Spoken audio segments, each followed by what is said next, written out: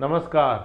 तो इसमें अपन देखेंगे लैंग्वेज से चालू, लैंग्वेज इन द हाउस। ठीक है, पार्ट 6 देख रहे हैं अपन, स्टेट लेजिस्लेचर। ओके, देखो ये क्या है, जो अपना पहला वीडियो था ना, तो उसमें एक छोटी सी मिस्टेक हो गई। जैसे क्या है, मैं अपन जहाँ वो लेजिस्लेटिव असेंबली के अंदर सीट्स की बात कर रहे थे, तो मैंने सबसे कम बताया सीट्स, है ना। तो सबसे कम जैसे जो सीट्स जैसे बताई गई थी, तो मैंने बताई थी सिक्किम, है ना। सिक्किम सिक्किम के अंदर 32 हैं, ठीक है। फिर उसके बाद मैंने बताया था पौंडीचेरी। पौंडीचेरी में बाई मिस्टेक वहाँ गलती से 33 लिखा आ गया, मतलब मैंने बोला, लिखा हुआ तो 30 ही है ना। पौंडीचेरी में सबसे कम है, मतलब 30, ये 33 नहीं है, वो 30 था, है ना। तो अब लेकिन क्या, पौंडीचेरी है यूनियन टेरिटरी। तो क्वेश्चन पूछा जाए कि किस राज्य के अंदर सबसे कम किस किस राज्य के विधानमंडल में, स्टेट लेजिस्लेचर में सबसे कम सीट है, तो उसका आंसर हो गया अपने सिक्किम। लेकिन स्लैश लग के आ जाए कि किस राज्य स्लैश केंद्र शासित प्रदेश की विधानमंडल स्टेट लेजिस्लेचर में सबसे कम सीटें हैं, तो आंसर हो जाएगा पौंडीचेरी, क्योंकि उसमें 30 है, ठीक है ना। ये चीज़ है, तो 33 बाई स्लिप टंग है ना, ऐसे। बाकी सबसे कम जैसे पौंडीचेरी 30, देन मतलब स्टेट और ड्यूटी दोनों मिलाए। फिर सिक्किम आ गया 32, फिर 40 है अपने गोवा मिजोरम।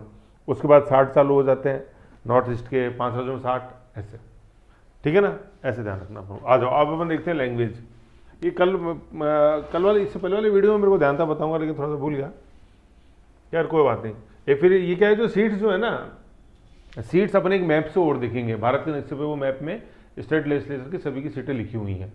और फिर एक फैक्ट आपको मैं और बताऊंगा, वो उस वीडियो वाली मैप वाली फाइल में, जो किसी बुक में नहीं है। आप देख लेना भले, मैं ओपन चैलेंज दे रहा हूँ। किसी बुक में, किसी वीडियो में कभी किसी ने चर्चा की हो, ओपन चैलेंज, तो मैप वाले देखेंगे, उसमें बताऊँ, आप खुद देखोगे हाँ सर ये तो है। चलो खैर, वो मैप वाले में देखेंगे, इसके बाद वाले वीडियो में। आ जाओ, लैंग्वेज सदन के अंदर लैंग्वेज क्या होगी, हिंदी या इंग्लिश, ठीक है ना, हिंदी या इंग्लिश होगी, ठीक है।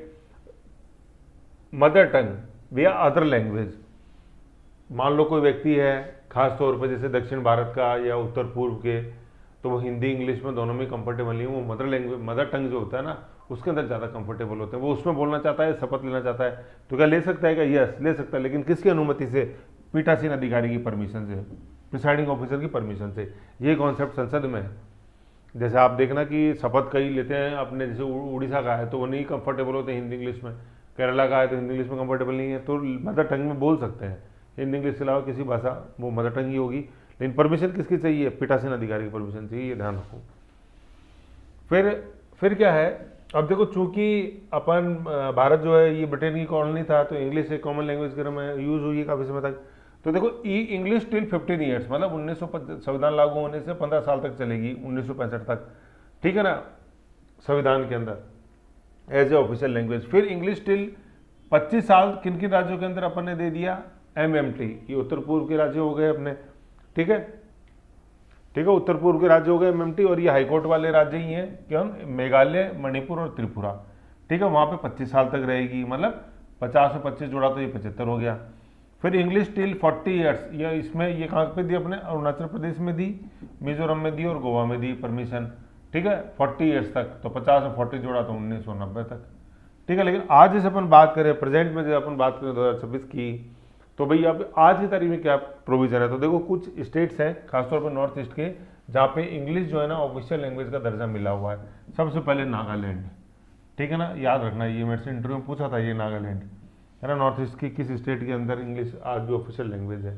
तो नागालैंड, ठीक है। दूसरा है अपने मेघालय, वही गैरो खासी जयंतियाना, पहाड़ियाँ गैरो खासी एंड जयंतियाना, ठीक है। और तीसरा है अपना अरुणाचल प्रदेश, अरुणाचल, ठीक है। ये अपन को ध्यान में रखनी है चीज़ सारी।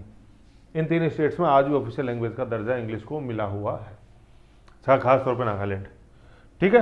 ये बाकी 3 मैंने बता दिया आपको। तो ये अपना इंग्लिश, तो इसमें अच्छा क्वेश्चन ये बनता है कि मदर टंग में कोई बोलना चाहता है, शपथ लेना चाहता है, तो किसकी परमिशन चाहिए? गवर्नर की, CM की, मंत्रिमंडल की? नहीं, किसकी? पीठासीन अधिकारी की।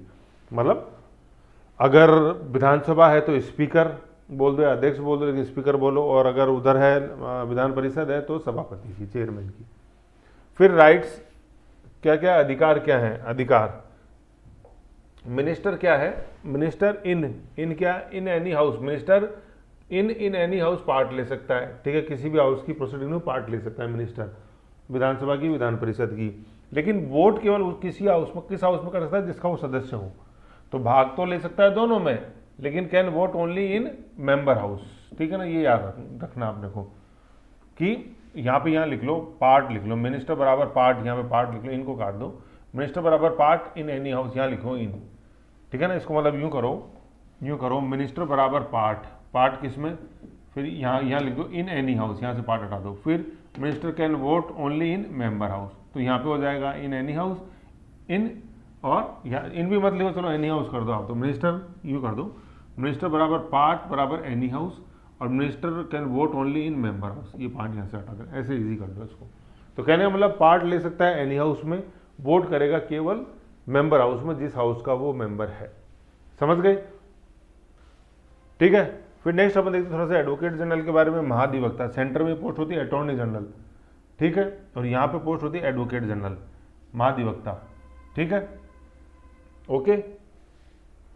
अटॉर्नी जनरल को हिंदी में अपन बोलते हैं महान्यायवादी सेंटर में, और ये एडवोकेट जनरल को महाधिवक्ता, महा प्लस अधिवक्ता, महाधिवक्ता। आर्टिकल नंबर 165 से गवर्न होता है, और ये एग्जीक्यूटिव का पार्ट होता है।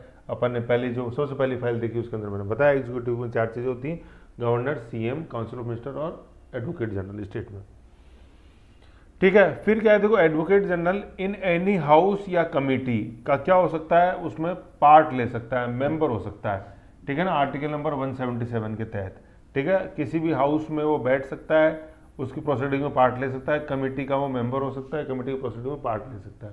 कौन, एडवोकेट जनरल, ठीक है ना। ये चीज़ एडवोकेट अटॉर्नी जनरल के लिए भी है, परंतु वो वोट नहीं दे सकता, किसी भी हाउस में वोट नहीं दे सकता, और किसी भी कमेटी में जिसका मेंबर है उसमें वो वोट नहीं दे सकता, केवल पार्ट ले सकता है, ठीक है ना। ये समझना अपन को, कौन, एडवोकेट जनरल। तो ये कमेटी वाला जो कॉन्सेप्ट है ना, ये बहुत इंपॉर्टेंट है यहाँ पे, ये कमेटी वाला बहुत इंपॉर्टेंट, क्योंकि हाउस का तो ज़्यादातर स्टूडेंट को पता होता है, कमेटी का पता जिनको होता है उनको सिलेक्शन हो जाता है ऐसे, या जिनका सिलेक्शन होता है उनको पता होता है, बात ही में, ठीक है।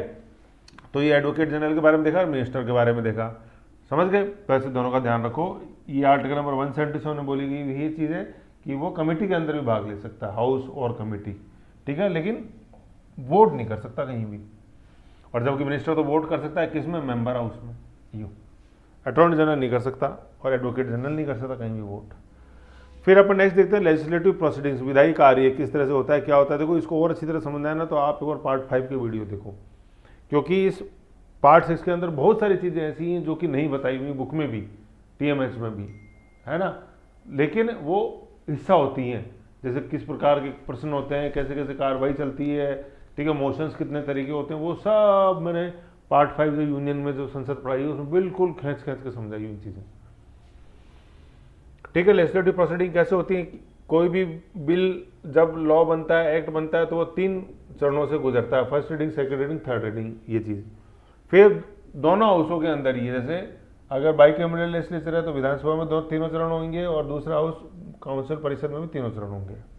ऑर्डिनरी बिल में अपन जैसे क्या देखते हैं, ये बड़ा रोचक है यहाँ से concept, ordinary bill. Ordinary bill में अपन क्या देखते हैं कि विधानसभा के अंदर पेश हुआ, ठीक है ना, और वो विधान परिषद को भेजा गया, ठीक है, फर्स्ट टाइम भेजा गया, ठीक है, तो या तो उसके ऊपर फैसला कर लेगा, लेकिन अगर 3 महीने तक कोई भी फैसला नहीं लिया, मतलब 3 महीने तक वो अपने पास रोक सकता है। एक मिनट, नोटिफिकेशन चलता आ रहा है, चलो, है ना। तो कहने मतलब विधान परिषद को भेजा गया, तो विधान परिषद या तो फैसला कर लेगा, लेकिन कोई फैसला नहीं लिया अगर 3 महीने में, तो क्या है कि विधानसभा है ना वापस भेजेगी विधान परिषद को सेकंड टाइम, तो सेकंड टाइम में या तो वो पास कर दे, लेकिन अगर डिसीजन नहीं लेता है ना, तो 1 महीने के अंदर अंदर डिसीजन नहीं लेता है, तो वो क्या माना जाएगा, वो बिल पास माना जाएगा, ठीक है। तो कहने का मतलब क्या हुआ, विधान परिषद ज्यादा से ज्यादा विधानसभा द्वारा पारित किसी बिल को कितने समय तक रोक सकता है, 3 + 1 4 महीने तक रोक सकता है। पहली टाइम में 3 महीने और दूसरी टाइम में 1 महीने, मतलब मैक्सिमम 4 महीने। सेंटर में ये चीज 6 महीने है, ठीक है ना। उसके बाद ज्वाइंट सिटिंग होती है, लेकिन यहाँ पे ज्वाइंट सिटिंग नहीं होती। दूसरी बार में 1 महीने में नहीं पास किया तो वो माना जाएगा कि वो डीम्ड पास। थर्स maximum delay bye Vidhan Parishad, कितना डिले हो सकता है, 4 महीने, 3 महीने पहले टाइम और 1 महीने दूसरी टाइम। ठीक है, नो, कोई प्रोविजन नहीं है यहाँ पे किसका, जॉइंट सिटिंग का। ठीक है, तो ऐसे घबराने वाली बात ही नहीं है कि सर डेडलॉक हो जाएगा तो क्या होगा, डेडलॉक होगा तो देख लिया अपन ने, जॉइंट सिटिंग का कोई प्रोविजन ही नहीं है। समझ गए ना, नो बराबर जॉइंट सिटिंग। फिर जॉइंट सिटिंग क्यों नहीं है, नो बिकॉज विधानसभा को स्पेशल पावर्स है। ऑर्डिनरी बिल में भी, मनी बिल में तो है ही है, मनी बिल में तो सिर्फ 14 दिन का कॉन्सेप्ट है, अब देखेंगे अपन 14 दिन रोक सकता है, लेकिन यहाँ पे ऑर्डिनरी बिल को कितने, 4 महीने। तो देखो यहाँ अपन देख रहे हैं 4 महीने, ये 4 महीने, अभी नेक्स्ट मनी बिल आएगा वो 14, तो 4×4=14 है ना, मतलब 14 मतलब 14 डेज तक रोक सकता है मनी बिल को, तो ये 4×4 तो दोनों भी कॉमन है ना। ठीक है, तो ऐसे ध्यान रखना है, ये ऑर्डिनरी बिल और ये मनी बिल, और इस ऑर्डिनरी बिल में अपन को 3+1 ध्यान रखना है, 3 महीने पहली बार रोक सकता है और 1 महीने दूसरी बार रोक सकता है। ठीक है, और जॉइंट सिटी का कोई प्रोविजन नहीं है, जैसे सेंटर के अंदर है प्रोविजन, यहाँ नहीं है। फिर गवर्नर क्या होता है, गवर्नर परमिशन देता है। ठीक है, गवर्नर परमिशन देगा उस बिल पे और तभी वो एक्ट बनेगा। ये जो अपन ने जॉइंट सेटिंग अभी देखी ना ऊपर, यहाँ पे जॉइंट सेटिंग में बता रहा था, तो मैंने बताया सेंटर में प्रोविजन है, तो सेंटर के अंदर जो प्रोविजन है वो आर्टिकल नंबर 108 के तहत है सेंटर में। तो देखो 108, ये एक सदन हो गया, ये दूसरा सदन, 8 क्यों बनाया है ना यार, ये एक सदन हो गया, दूसरा सदन हो गया, तो सेंटर में है जॉइंट सेटिंग। स्टेट के अंदर जॉइंट सेटिंग का कोई कॉन्सेप्ट नहीं है। क्यों नहीं है, क्योंकि विधानसभा को एक्सक्लूसिव पावर है।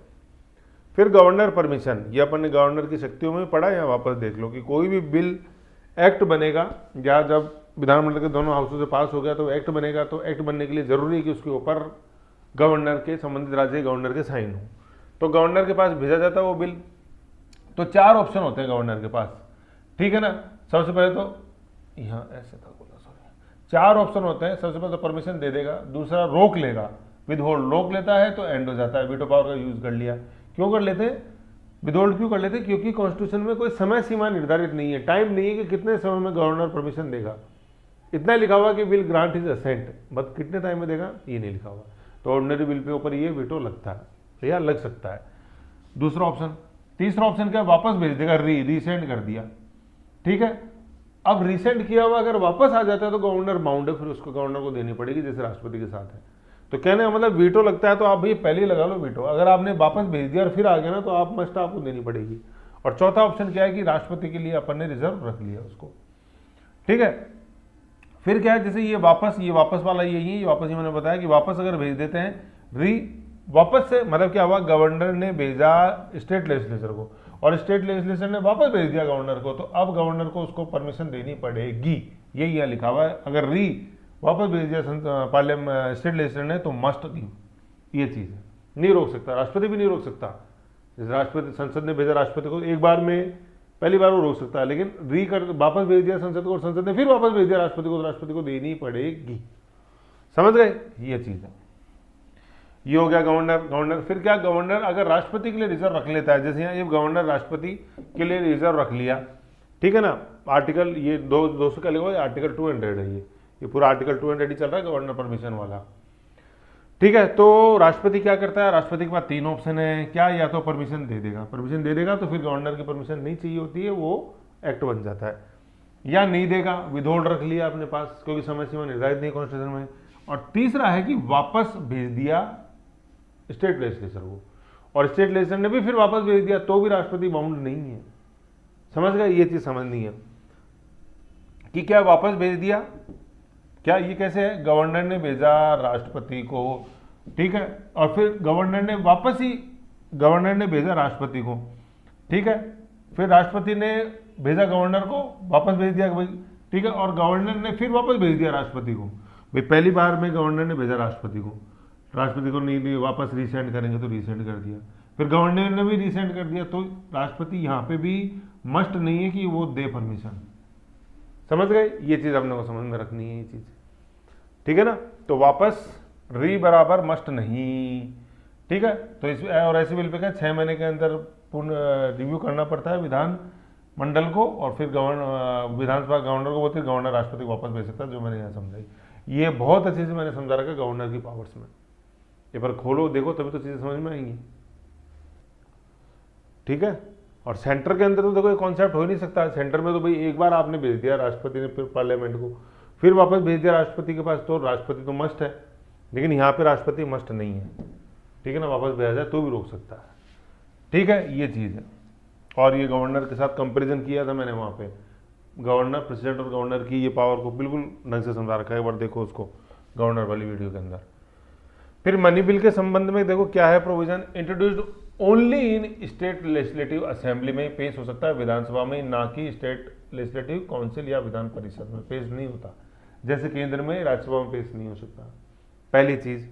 दूसरी चीज कि केवल ये इंट्रोड्यूस होता है किसके द्वारा, मिनिस्टर के द्वारा, सरकारी सदस्य, ठीक है, सरकारी सदस्य मिनिस्टर के द्वारा। देखो सरकारी सदस्य कौन होता है, जो मंत्री है ना वो सरकारी सदस्य है, और मंत्री के अलावा जितने भी हैं वो सारे प्राइवेट मेंबर होते हैं, गैर सरकारी। आप सरकारी से यहाँ ये मत समझो कि जिसकी सरकार है उसके जो लोग हैं वो सरकारी कहलाते हैं, नो। सरकारी से मतलब है जो मंत्री है वो सरकारी है, मंत्री के अलावा सभी सदस्य प्राइवेट मेंबर होते हैं, समझ गए। तो मनी बिल केवल मिनिस्टर के द्वारा ही पेश किया जा सकता है, क्योंकि बहुत इंपॉर्टेंट होता है। फिर प्रायर रिकमेंडेशन ऑफ गवर्नर जरूरी होती है। फिर लिमिटेड पावर ऑफ, मतलब आगे देखेंगे अपन, इसमें विधान परिषद को लिमिटेड पावर होती है। तो यहां तक अपन ने तीन चीजें देखी, क्या, किस सदन के अंदर आ सकता है, केवल स्टेट लेजिस्लेटिव असेंबली में, जिसको अपन निचला सदन बोलते हैं या लोकप्रिय सदन बोलते हैं, ठीक है, ऐसे। दूसरी चीज, पेश कौन करेगा, ओनली मिनिस्टर पेश कर सकता है, समझ गए, दो चीजें हो गई। और किसकी पूर्व सहमति से आता है, गवर्नर की पूर्व सहमति से आता है, तीन चीजें हो गई। लोग मतलब विधानसभा पहली चीज, दूसरी चीज हो गई मंत्री, और तीसरी चीज हो गई गवर्नर, ऐसे। फिर अपन पढ़ते हैं limited power of Vidhan Parishad. क्या लिमिटेड पावर है कि ज्यादा से ज्यादा कितने दिन रोक सकता है, ये देखो, sorry, limited powers of state legislative council Vidhan Parishad. सबसे पहला तो क्या, नॉट इक्वल टू, क्या विधान परिषद उसको रिजेक्ट नहीं कर सकती या अमेंड नहीं कर सकती, ना तो रिजेक्ट कर सकती ना अमेंड कर सकती, जैसा भेजा है वैसा का वैसा पास करना पड़ेगा आपको। कितने दिन के अंदर, ओनली 14 डेज में। अभी मैंने बताया था ऊपर, ऑर्डिनरी बिल को तो 4 महीने रोक सकता है विधान परिषद, 3+1, और मनी बिल को केवल 14 डेज, 14 जनवरी, ठीक है। इफ नॉट, अगर कुछ नहीं करे 14 दिन तक कोई डिसीजन नहीं ले, तो डीम्ड पास, वो पास माना जाएगा, समझ रहे हो। तो ऐसे, तो मनी बिल में सब किसकी चलती है, स्टेट लेजिस्लेटिव असेंबली की चलती है, विधानसभा की, ठीक है। गवर्नर फिर क्या करता है, गवर्नर के पास भेजा जाएगा, तो गवर्नर क्या कर सकता है, परमिशन दे सकता है उसके ऊपर। फिर देखो ये बहुत इंपॉर्टेंट कॉन्सेप्ट है, परमिशन रोक सकता है उसके ऊपर, समझ गए। राष्ट्रपति के पास भेज सकता है फैसले के लिए, लेकिन उसको रीसेंड नहीं कर सकता किसी भी हाल में। रीसेंड क्यों नहीं कर सकता, क्योंकि वो प्रायर परमिशन से ही पेश हुआ था। इधर पढ़ा था अपने, तीन चीजें पढ़ी थी ना, कि विधानसभा में पेश होगा, मंत्री करेगा, और गवर्नर की प्रायर परमिशन से होगा, ठीक है। तो वापस नहीं भेजा जा सकता किसी भी हाल में, ठीक है। ज्यादा ज्यादा वो उसको रोक सकता है, रोक लेता तो खत्म। लेकिन अमूमन तक क्या होता है, जनरली चूंकि गवर्नर की परमिशन से था तो इस गवर्नर इसके ऊपर यस कर देते हैं। लेकिन ये एग्जाम की दृष्टि से याद रखना अपन को, क्या रोक सकता है, क्या यस रोक सकता है, क्या राष्ट्रपति के पास भेज सकता है, यस भेज सकता है, ऐसे। आर्टिकल 200 पढ़ो, समझ गए। तो ये है। लेकिन जनरली क्या होता है, गवर्नर जो है उस पर परमिशन दे देते हैं, बिकॉज प्रायर परमिशन ली हुई होती है उस पर, prior permission was already done, आपकी सहमति ले ली थी, तब रोकने का राष्ट्रपति के पास, भेजने का या उसको रीसेंड करने का स्टेट लेजिस्लेचर के पास तो कोई औचित्य ही नहीं बनता है, ऐसे। और फिर अगर राष्ट्रपति को भेजा जाता है तो राष्ट्रपति इस पर दे सकता है, रोक सकता है, लेकिन वापस नहीं भेज सकता। तो वापस भेजने का कॉन्सेप्ट है ही नहीं वैसा मनी बिल में, केवल ऑर्डिनरी बिल में है, समझ गए। तो ये मैंने जब तुलना करी थी राष्ट्रपति की और गवर्नर की, उसमें बहुत से समझाया था। अब पढ़ो ही नहीं, समझो तो मैं क्या करूं, परेशान होना वाजिब है, ठीक है, ये चीज है। तो अपने मनी बिल में क्या देखा कि एक्सक्लूसिव पावर है किसकी, विधान सभा की। पेश होएगा, विधानसभा में पेश करेगा मंत्री, पेश होएगा गवर्नर की सहमति से। विधान परिषद ना तो उसमें कोई चेंज कर सकती, ना उसको अमेंड कर सकती, ना उसको ना तो रिजेक्ट कर सकती, ना कोई चेंज कर सकती, ठीक है। और 14 दिन के अंदर फैसला लेना पड़ेगा विधान परिषद को। 14 दिन के अंदर नहीं लेती है फैसला तो वो डिम्ड माना जाएगा, पास माना जाएगा, खत्म। गवर्नर को भेजा जाता तो गवर्नर यस करेगा, रोक लेगा। राष्ट्रपति को भेज सकता है लेकिन उसको वापस नहीं भेज सकता। तो 3 ही ऑप्शन है गवर्नर के पास, यस, रोकना, विदहोल्ड करना, और तीसरा प्रेसिडेंट। प्रेसिडेंट के पास भेजा गया तो प्रेसिडेंट भी क्या कर सकता है, दे सकता है, रोक सकता है, लेकिन वापस नहीं भेज सकता। तो प्रेसिडेंट के पास 2 ऑप्शन रह गए मनी बिल के संदर्भ में, और गवर्नर के पास 3 है। तो ऐसे समझना हम लोगों को, ठीक है। तो री नहीं हो सकता इनके अंदर, ना गवर्नर री कर सकता है वापस भेज सकता है, ना राष्ट्रपति री कर सकता वापस भेज सकता। समझ गए। फिर अपन देखते हैं बिल मस्ट, मतलब कौन से ऐसे बिल हैं विधानमंडल के जो कि गवर्नर को हर हाल में राष्ट्रपति के पास भेजना है। तो अगर ऐसा कोई बिल जो हाई कोर्ट की पावर को रिड्यूस करता है वो तो प्रेसिडेंट के पास भेजना ही भेजना है, ये आर्टिकल 200 के अंदर लिखा हुआ है। बाकी जो और है ना, ये सरकारी आयोग की रिकमेंडेशन है कि अगर इस तरह का कोई बिल है विधानमंडल का और गवर्नर के पास साइन होने के लिए आता है तो उसको राष्ट्रपति के पास भेजा जाना चाहिए। कैसा कि टैक्स लगाने वाला बिल कोई वाटर या इलेक्ट्रिसिटी पे राष्ट्रपति पर भेजा जाना चाहिए, ऐसा सरकारी आयोग ने कहा। और एक सरकारी आयोग 83 में गठित हुआ, 88 में इसने अपनी सिफारिश दी राजीव गांधी के समय। फिर स्टेट अगर कॉन्करेंट लिस्ट के ऊपर उसने विषय बनाया स्टेट लेजिस्लेटिव असेंबली तो भेजा जाना चाहिए। ये आर्टिकल 254 डील करता है कि राज्य की समवर्ती सूची पर विषय बनाए। फिर स्टेट अगर ऐसा कोई बिल है जो ट्रेड को रिड्यूस करता है, इंटर स्टेट ट्रेड को, जैसे आर्टिकल 304 पार्ट 13 के तहत, तो सरकारी आयोग ने बोला है कि ये इस तरह के बिल भेजे जाने चाहिए राष्ट्रपति के पास गवर्नर के द्वारा। लेकिन ये तो कॉन्स्टिट्यूशन में लिखा हुआ भैया, हाईकोर्ट की पावर को अगर रिड्यूस करता है स्टेट लेजिस्लेटिव कोई भी बिल तो वो गवर्नर के द्वारा, मतलब विधानमंडल जब भेजती है गवर्नर को तो गवर्नर को राष्ट्रपति के लिए रिजर्व रखना उसको, ठीक है। फिर राष्ट्रपति दे सकता है, रोक सकता है या वापस भेज सकता है। फिर वापस आता है राष्ट्रपति के पास तो भी रोक सकता है ऐसे। लेकिन मनी बिल वापस नहीं भेजा जा सकता, रोक सकते हो आप, वापस नहीं भेज सकते मनी बिल। फिर अपन देखते हैं कंपैरिजन, कि कंपैरिजन किस में देख रहे हैं अपन, ऑर्डिनरी बिल साधारण विधेयक के संदर्भ में क्या कंपैरिजन है पीएल पार्लियामेंट की और स्टेट लेजिस्लेचर की, ठीक है। अपन कंपैरिजन देखते हैं कि इसमें ऑर्डिनरी बिल में साधारण विधेयक में संसद और स्टेट लेजिस्लेचर के मध्य क्या कंपैरिजन है, देखते हैं। सबसे पहले अपन कंपैरिजन के अंदर बिंदु देखते हैं कि इंट्रोड्यूस कहाँ हो सकता है ये बिल। तो इंट्रोड्यूस में लिखा हुआ है कि किसी भी सदन में इंट्रोड्यूस हो सकता है साधारण बिल, या तो लोकसभा में या राज्यसभा किसी में भी, और यहाँ पे किसी में भी, या तो विधानसभा में या विधान परिषद में। फिर इंट्रोड्यूस बाय मिनिस्टर या प्राइवेट मेंबर, मिनिस्टर या प्राइवेट मेंबर के द्वारा बिल इंट्रोड्यूस किया जा सकता है। मिनिस्टर हो गया, प्राइवेट मेंबर कौन होता है, जो मंत्री नहीं होता वो प्राइवेट मेंबर होता है, तो वो ऑर्डिनरी बिल पेश कर सकते हैं, ठीक है ना। और यहाँ भी यही है, मिनिस्टर या प्राइवेट मेंबर समझ लो ढंग से स्टूडेंट गड़बड़ हो जाता है प्राइवेट मेंबर में, जो सदस्य मंत्री नहीं है वो सभी प्राइवेट मेंबर हैं। तो भैया मंत्री तो कितने हो सकते हैं, मंत्री तो 15% हो सकते हैं वैसे इसके हाउस की स्ट्रेंथ के। और जम्मू कश्मीर, पौंडीचेरी, दिल्ली के संदर्भ में अपन ने देखा 10% लागू होता है वहाँ पर कॉन्सेप्ट ऐसे, ठीक है। किसने कहा ये किसने कहा, 91st कॉन्स्टिट्यूशनल अमेंडमेंट 2003 में। तो 15% ही हो सकते हैं सरकारी सदस्य, तो बाकी तो सारे प्राइवेट ही होते हैं, चाहे वो जिस दल की सरकार है उसका सदस्य हो या किसी दूसरे का हो, सब प्राइवेट, समझ गए। फिर रीडिंग, कितनी रीडिंग होती हैं, 3 होती हैं, 1 2 3, और यहाँ भी 3 होती हैं। पास दोनों हाउसों से पास हो जाता है तभी वो गवर्नर के पास, यहाँ राष्ट्रपति के पास जाएगा, गवर्नर के पास। गतिरोध, अगर डेडलॉक उत्पन्न हो जाए तो तो फर्स्ट टाइम में क्या होता है, फर्स्ट टाइम में जैसे डेडलॉक उत्पन्न होता है 6 महीने तक राज्यसभा ने कोई डिसीजन नहीं लिया, या राज्यसभा ने भेजा लोकसभा ने कोई डिसीजन नहीं लिया, फिर सेकंड टाइम पे कोई डिसीजन नहीं लिया, तो यहाँ पे जॉइंट सिटिंग हो जाती है। आर्टिकल यहाँ लिख लो 108 के तहत। और स्टेट लेजिस्लेचर में क्या सीन है कि फर्स्ट टाइम में 3 महीने तक विधान परिषद ने कोई फैसला नहीं लिया, ठीक है ना। जैसे विधानसभा ने भेजा, विधान परिषद ने नहीं लिया, ठीक है। फिर सेकंड टाइम क्या है कि सेकंड टाइम विधानसभा ने भेजा और विधान परिषद ने फिर 1 महीने तक कोई फैसला नहीं लिया, तो क्या है वो बिल लैप्स हो जाएगा, ठीक है। Because second time maximum 1 month, sorry यहाँ पे ये लिखा हुआ, सॉरी वो लैप्स नहीं होगा, सॉरी सेकंड टाइम नहीं लेना, मतलब ये यहाँ क्रॉस लगा हुआ है ये जॉइंट सिटिंग का, कि जॉइंट सिटिंग नहीं होगी क्योंकि सेकंड टाइम मैक्सिमम 1 मंथ तक वो उसको रोक सकता है। तो विधानसभा का कोई ऐसा बिल है भेजा गया है तो वो डीम्ड पारित वो माना जाएगा, ऑर्डिनरी बिल, ठीक है ना। या क्रॉस जॉइंट सिटिंग में लगा हुआ था ये।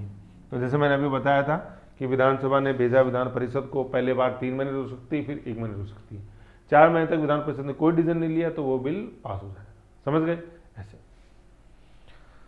और अगर मान लो जैसे पिछले वाले फाइल में मैंने बताया था कि भंग होते समय क्या फैसला होता है, तो मैंने बताया था जहाँ कहीं भी विधानसभा का हाथ लग जाएगा बिल पे और विधानसभा में पेंडिंग है तो कैंसिल हो जाएगा, खत्म हो जाएगा, कब, विधानसभा के भंग होने पे।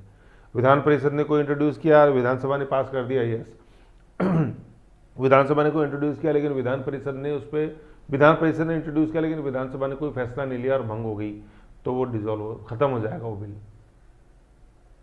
विधानसभा के डिसॉल्व होने पे, भंग होने पे। विधान परिषद ने ही पेश किया और विधान परिषद में था, तो फिर विधानसभा में तो गया ही नहीं, तो विधानसभा के भंग होने से कुछ नहीं। समझ गए?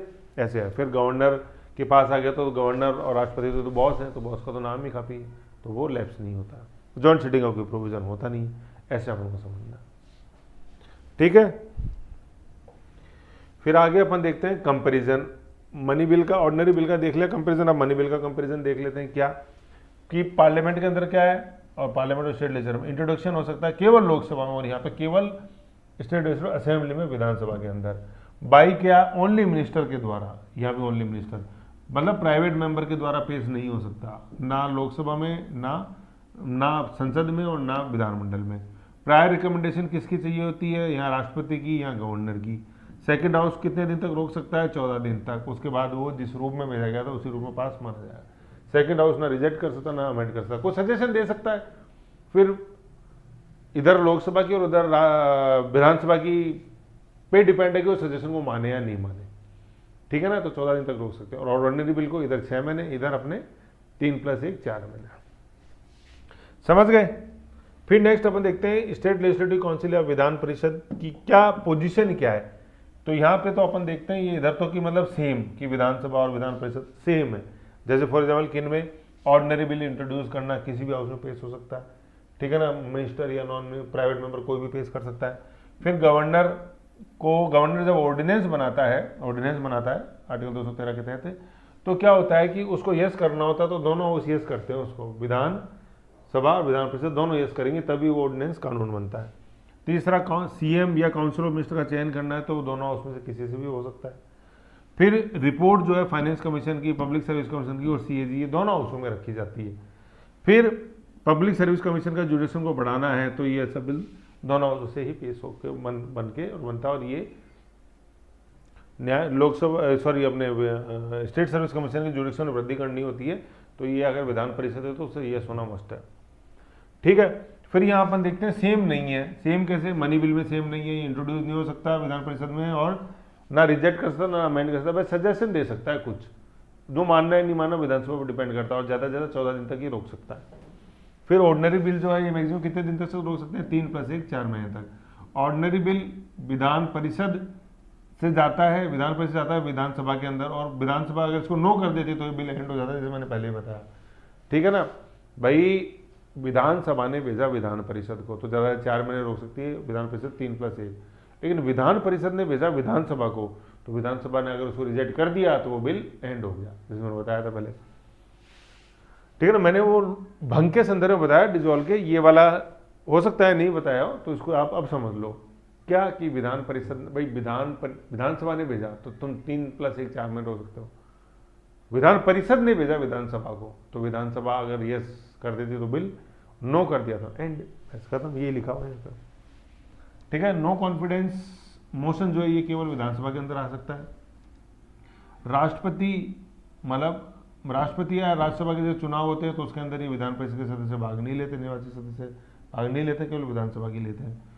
फिर विधानसभा रिकमेंडेशन टू पार्लियामेंट है ना, मतलब विधानसभा ही रिकमेंडेशन करती है पार्लियामेंट को टू एंड विधान परिषद, ठीक है ना। विधान परिषद का बनना या हटना संसद पे डिपेंड होता है, लेकिन संसद किसके रिजोल्यूशन पे काम करती है, संबंधित राज्य की विधानसभा की, और विधानसभा किस रिजोल्यूशन किस मेजोरिटी से भेजती है, उसमें स्पेशल टोटल का 50% और प्रेजेंट एंड वोटिंग का 2/3, और फिर संसद किस मेजोरिटी से बनाती, सिंपल बहुमत से, मतलब प्रेजेंट एंड वोटिंग का 50%, ठीक है ना। प्रेजेंट जितने सदस्य हैं प्रेजेंट एंड वोटिंग उनका 50% साधारण बहुमत कहलाता है, ठीक है।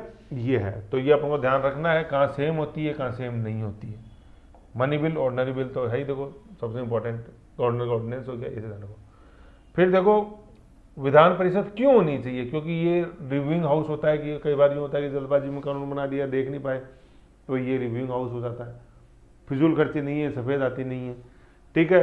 हेट्रोजोनस मेंबर अलग अलग जैसे क्षेत्र से निकल के आते हैं, जैसे गवर्नर वाला अपन देखा था 1/6 नॉमिनेट करता है गवर्नर, तो 5 क्षेत्रों से निकल के आते हैं, literature, science, arts, cooperative and social service, और फिर वो जो 4 इलेक्टोरेट्स आते हैं, 1/3, 1/3 विधानसभा और विधान परिषद से क्रम विधानसभा से और नगर पालिकाओं से क्रम से, और फिर 1/12, 1/12, 1/12, 1/12 अपने इलेक्टोरेट चुनता है। वो इलेक्टोरेट किन के, मतलब जो टीचर्स सेकेंडरी से ज़्यादा लेवल को पढ़ा रहे हों।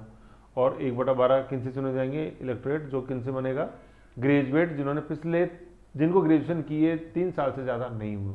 3 साल वाला ध्यान रखना अपन को, बहुत इंपॉर्टेंट है। ठीक है, तो ऐसे करके ये इंपॉर्टेंट है रिव्यूइंग के रूप में, हिटेरोजेनियस मेंबरशिप। फिर प्रिविलेजेस ऑफ हाउसेज और हाउस मेंबर्स और कमेटी के, बिल्कुल ये जैसे संसद के अंदर जो प्रिविलेजेस हैं बिल्कुल संसद सदस्यों को मिले हुए, एमपीज को वही है। जैसे मैं आपको बताऊं, अरेस्ट नहीं हो सकते, हाउस के अंदर जो भी बोला, हाउस के अंदर बता रहा हूँ, हाउस से बाहर नहीं। क्वेश्चन आया, ये हाउस के अंदर किसी भी एमपी एमएलए ने कुछ भी बोला तो उसको कहीं भी कोर्ट में चैलेंज नहीं किया जा सकता। हाँ, हाउस से बाहर अगर किसी मंच में बोला है तो वो कोर्ट में चैलेंज हो सकता है। ठीक है ना। फिर अरेस्ट नहीं हो सकते, ठीक है, आप हाउस की रिपोर्ट्स पब्लिश नहीं कर सकते हो बाहर, ऐसे। ठीक है, जिस समय हाउस चल रहा है उस समय किसी कोर्ट में आपको बयान के लिए नहीं बुलाया जा सकता। हाउस चल रहा है उससे 40 दिन पहले आपको अरेस्ट नहीं कर सकते, समझ रहे हो। इन हाउस जब सदन चल रहा है और कोई इंक्वायरी के लिए पुलिस आपको ले जाती है, पीठासीन अधिकारी की परमिशन से ही जा सकते हैं। ये सब मैंने संसद वाले में बहुत डिटेल से पढ़ाया है, वो बिल्कुल सेम है यहाँ किया। और फिर मैं कह रहा हूँ, देखो प्रश्नों के प्रकार हैं, रिजोल्यूशन कितने तरह की होती हैं, टाइप्स ऑफ मेजोरिटीज, ये सब संसद वाले चैप्टर में बहुत डीप में हुआ है, पार्ट 5 वाले में। तो उसमें देखो यार, है ना, ऐसे कंजूसी क्यों करते हो। ठीक है, तो ऐसे करके ये अपना ये स्टेट लेजिस्लेचर वाला चैप्टर यहाँ खत्म होता है। ओके, तो इसको जैसे देखो बढ़िया से 4 वीडियो के अंदर ये अपने हुआ। नेक्स्ट वीडियो के अंदर जैसे जो अपन एक स्ट्रेंथ देखते हैं कि इनके कितने कितने सदस्य कहाँ कहाँ हैं, और फिर जैसे मैंने बताया ना फैक्ट उसमें बताऊंगा मैं आपको जो कहीं नहीं है, देख लेना भले वीडियो के बाद देख लेना, समझ में आ जाएगी। चलो, तो ऐसे इसका रिवीजन करो, क्वेश्चन देखो और फिर अपन आगे बढ़ते हैं। आओ आगे नेक्स्ट अपन देखते हैं इनका मैप, किस में कितने सदस्य हैं। आ जाओ।